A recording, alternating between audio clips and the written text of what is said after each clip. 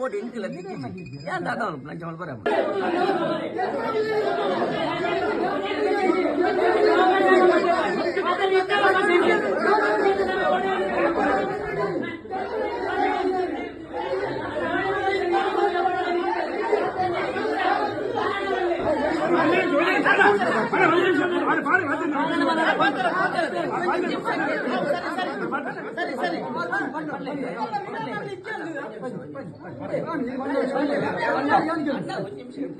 ನಿಖುಲ್ ಪನ್ಯ ಭಾವನೆ ಅರ್ಥ